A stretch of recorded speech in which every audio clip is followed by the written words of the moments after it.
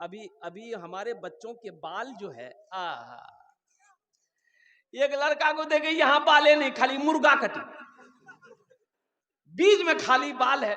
हम देख के ताज्जुब हुआ, तो हमने ये कहा कि लगता है इस बच्चे को कोई बीमारी हुई होगी, साइड का बाल उड़ गया। तो उसको बुलाया, बाबू कहीं जानकर बाल किए हो रे? बोला कि हम कटिंग करवाए। तो कटिंग करा दी, इधर कौन कटिंग की नाम जी यार? बोले ये मुर्गा कटिंग है। अच्छा ये कटिंग अभी और निकली है, कटोरा कटिंग, खाली बीच में बाल, चारों साइड बाल खत्म। लेकिन नौजवान एक बात याद रखते हो, हुजूर की हदीस है कि कुर्बे कयामत, कयामत की निशानियों में एक निशानी ये भी होगी कि लोग आखिरी जमाने में अपने सरों के बालों के एक हिस्से में बाल होगा, दूसरे हिस्से में बाल नहीं होगा। अल्लाह के रसूल इमामुल अंबिया जनाब मोहम्मदुर रसूलुल्लाह सल्लल्लाहु अलैहि वसल्लम 1450 साल पहले पेशन गोई फरमा दी थी कि कुर्बे कयामत की यह भी निशानी होगी कि लोग कुछ हिस्सों में बाल रखेंगे, कुछ हिस्सों में बाल नहीं रखेंगे।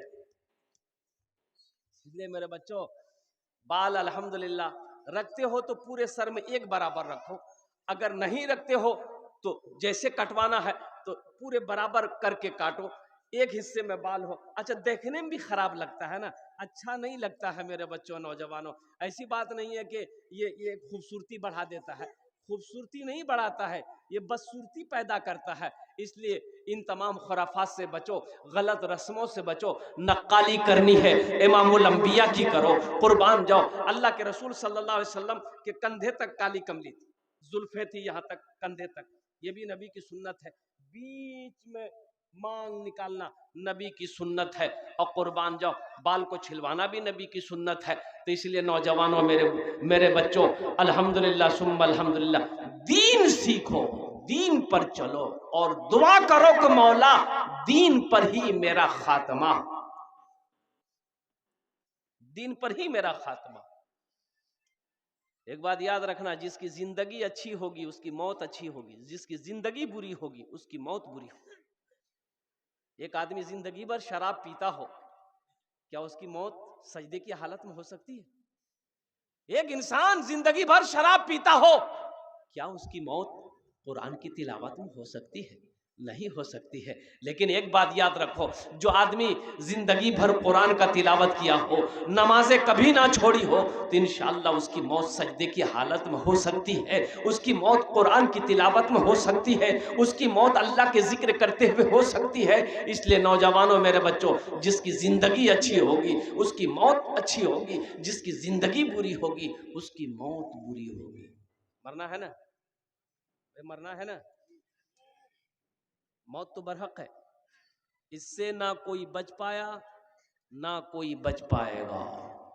ये अल्लाह का कानून है, कुल्लु नफ्सिन ज़ाइक़तुल मौत सुम्मा इलैना तुरजऊन। मेरा अल्लाह कहता है कि हर शख्स को मौत का मजा चखना है, फिर तुम सबको मेरे पास आना। हर शख्स को मौत का मजा चखना है, फिर तुम सबको हमारे पास आना है। लेकिन हमारा नौजवान कहता है कि मैं क्या मरू, मोर तो बॉडी छे, मी जवान छी, मी क्या मरू, मरबे बूढ़ाला, जहां दाढ़ी पके गई है, बाल पके गई है। अच्छा अच्छा, ये एक बात बताओ, आम के सीजन में आम का पेड़ में मंजर आता है भाई, मंजर आता है, उसके बाद वही मंजर बड़ा बड़ा होते क्या होता, टिकोला की बोले वाले, अरे बोलो ना, टिकली, हाँ टिकली, टिकली हो। अच्छा देखिएगा, कुछ आम पक जाता, कुछ आम टिकलिए रहता है। हवा जब चलती है ना, तो ये टिकली सोचता है कि मी नहीं गिरूं, गिरबे बूढ़ाटा आम, जो लाल हो गया है, सुर्ख हो गया है, वो गिरेगा। मी तो अभी टिकली, जैसे ही आंधी आई टिकली गिरा, जमीन पे पड़ा, बोले रे बा, बूढ़ा राम नहीं गिरिया। अब बूढ़ा आम वही है। आंधी जब खत्म हुई तो पेड़ जिसका था वो निकला घर से, उसकी बीवी निकली कि टिकली गिरिया है न्योसुम चटनी बनाओ। चूनी तमाम टिकली को इकट्ठा करके ले गई, अब मसाला पीसने की मशीन में डाली, दे घसम घस, टिकली को चटनी बना दी। अभी थोड़ी देर पहले ये टिकली सोच रहा था हमारा कुछ नहीं होगा, लाख आंधी आ जाए तूफान आ जाए, लेकिन गिरना पड़ा जमीन पर और फिर चटनी बनाकर लोग खा गए। ऐ नौजवानों, तुम क्या समझते हो कि हम अभी जवान हैं, हमारी मौत नहीं होगी? कुर्बान जाओ, ये जमीन ना जाने कितने नौजवानों को खा गई, ये मौत ना जाने कितने जवानों को अपने आगोश में ले चुकी है। इसलिए मौत की कोई ना वारंटी है ना कोई गारंटी है, इसका वक्त मुतअय्यन है, इसका वक्त मुकर्रर है, अल्लाह ने लिख दिया है। जब रब का हुक्म होगा ये मौत तुम्हें दबोच लेगी। इसलिए सिपाही को हमेशा तैयार रहना चाहिए। सिपाही को बोलो भाई, कब दुश्मन हमला कर दे कहना मुश्किल है, इसलिए सिपाही को हमेशा तैयार रखना चाहिए। अब ऐसा ना हो सिपाही खाली बंदूक लेके कंधा में खड़ा रहे और दुश्मन आके फायरिंग मार दे। अभी बंदूक निकाला तो गोली है ये नहीं। अब जब तक गोली लाने जाएगा मालूम ये चला कि दुश्मन भून के चला गया। तो सिपाही वो है जो हमेशा हर वक्त तैयार रहता है। तो सिपाही का मिसाल मोमिन है, मोमिन को हमेशा तैयार रहना चाहिए। किस वक्त अल्लाह का बुलावा आ जाए, कब किस वक्त मौत आ जाए। इसलिए मेरे बच्चों, नौजवानों, हमेशा अपने बदन को पाक रखना, अपने नफ्स को पाक रखना, अपनी नीयत को पाक रखना, अल्लाह से लौ लगाए रखना। वहां तो जाना है भाई, मरना है, जब मरना ही है, जब वहां जाना ही है, तो हम वहां की तैयारी क्यों नहीं करेंगे भाई? वहां की तैयारी होनी चाहिए ना। ये तो फैसला है, ये तो अटल फैसला है। दुनिया की रीत भी है। एक बात याद रखना मेरे बच्चों, दुनिया माने की रीत है, दुनिया माने का डिसिप्लिन है, जाने का ना कोई रीत है ना कोई डिसिप्लिन है। दुनिया माने का रीत ये है, दुनिया माने का डिसिप्लिन ये है कि पहले दादा आता है, फिर बाप आता है, फिर पोता आता है। यही है ना डिसिप्लिन, पहले दादा फिर बेटा फिर पोता, कि पहले पोता सो ऐसा। ए बाबू बस बड़े ऐसे बात करो, जब तक मेरा बयान होगा कोई जाना नहीं करेगा ना। अरे कोई जाएगा है लगले।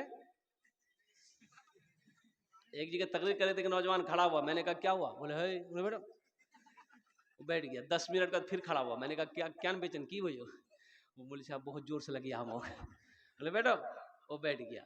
10 मिनट कुछ देर के बाद मेरी तकरीर खत्म हो गई तो नजर पड़ी बैठा हुआ था, तो मैंने कहा बेटा जा। बोले नहीं जाऊं। तो हम बोले काहे नहीं जाएगा? तो नौजवान बोला क्या करने जाएंगे, जो करने जा रहे थे वो यही हो गया, अब जाने की जरूरत नहीं है। आने का डिसिप्लिन है, तरतीब है, जाने की कोई तरतीब नहीं। ओ दादा रह जाता पोता चला जाता है, बाप रह जाता बेटा चला जाता है, माँ रह जाती है बेटी चली जाती है, बड़ा भाई रह जाता छोटा भाई चला जाता है। आने का डिसिप्लिन है, आने की रीत है, जाने की कोई रीत नहीं। इसलिए मेरे बच्चों, नौजवानों, हमेशा अपने मौत को सामने रखो। मौत तो पीछे खड़ी है। इसलिए हमारे जो तबलीगी जमात वाले हैं, हमारे जो का दीन की दावत देने वाले भाई हैं, वो जब जाते हैं लोगों को समझाते हैं कि तैयारी करो, मौत पीछू खड़ा है, तैयारी करो। तो कुछ लोग कहते मौत से डरो ही, जब उसमें देखा जाए। एक मजदूर आदमी गठरी लेके जा रहा था, शाम हो गई, अंधेरा हो गया, तो गांव पहुंचने वाला था, ठोकर लगी, गिर गया। तो बोला या अल्लाह ती वो कितना गरीब बना लो अल्लाह, नी कमाम तू ती खाना नहीं मिलबे, अल्लाह ती मौतों भेज दे, मी मरे जाऊं। अब गुस्सा में था, बोल दिया। तो उसी बस्ती के एक मन चला सुन लिया कि ये मौतेर दुआ मांगो। अंधेरा था, ये था, काला कपड़ा ये नौजवान ओढ़ के उसके आगे मांग गया। बोला ते की चीज में? बोला मी तोर मौत। बोला मौत है तो फिर यहाँ क्या करने के लिए आया? बोला तुम अभी दुआ किया था ना अल्लाह मौत को भेज दे। बोला नहीं, वो मुंह से निकल गया था, ये गठरी गिर गई, उठा के दी, हम जल्दी घर जाएंगे। क्यों आए थे इस दुनिया में, क्यों आए थे इस दुनिया में। अच्छा, दिल्ली जाना है, पंजाब जाना है, बंबई जाना है, कानपुर जाना है, कलकत्ता जाना है, तो 2 महीना पहले टिकट बनाते हैं कि नहीं बनाते? बनाते ना भाई, रिजर्वेशन कराते हैं ना। सेकंड एसी हो, फर्स्ट क्लास हो, सेकंड एसी हो, थर्ड क्लास हो, स्लीपर हो, टिकट